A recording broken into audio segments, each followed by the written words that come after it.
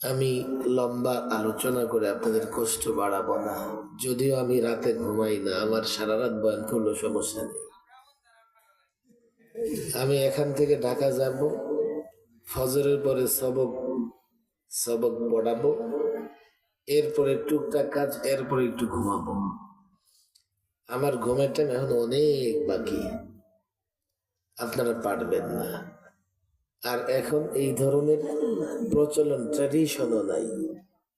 যাই হোক, অন্তত আধা ঘন্টা এনার্জি নিয়া, শক্তি নিয়া বসবো তো ইনশাআল্লাহ? না, দুর্বল মনে হচ্ছে। বসবো ইনশাআল্লাহ?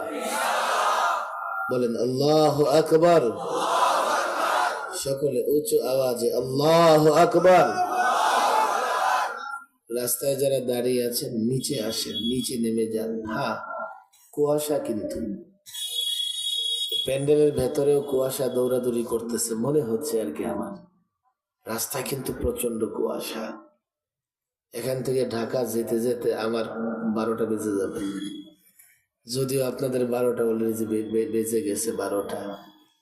আমি রাস্তায় কিছু লোকজন আছে দাঁড়ানো দেখতেছি, অত কুয়াশা না, হালকা। নেমে যান। সোজা কি এদিকে নামার রাস্তা আছে? আসেন আসেন, দরকার হয় সময় আরো কমায়া দিব। যুবক যারা দাঁড়িয়ে আছো, আমি জানি তোমাদের পায়ে শক্তি আছে, সারা রাত দাঁড়িয়ে থাকতে পারবা, কিন্তু আমরা যেহেতু একেবারে শেষ পর্যায়ে চলে আসছি, 2 দিন ধরে শ্রম দিয়েছি, এখন মজুরি দরকার আছে না নাই? 2 দিন ধরে শ্রম দিয়েছি, পারিশ্রমিক নিয়ে বাড়ি যাবো তো ইনশাআল্লাহ।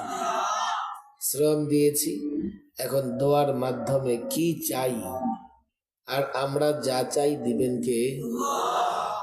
সব দোয়া কবুল হবে।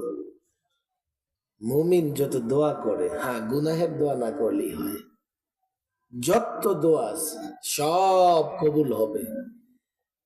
এখন 2 দিন ধরে শ্রম দিয়েছি, যাওয়ার সময় দোয়া করে পারিশ্রমিক নিয়ে তারপরে বাড়ি যাব। রাজি আছি তো ইনশাআল্লাহ?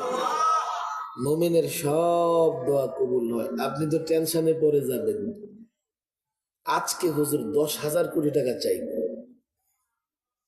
কত চাইবেন আজকে? এত টাকা আল্লাহ কোত্থেকে দিবে? সব দোয়া কবুল হয়।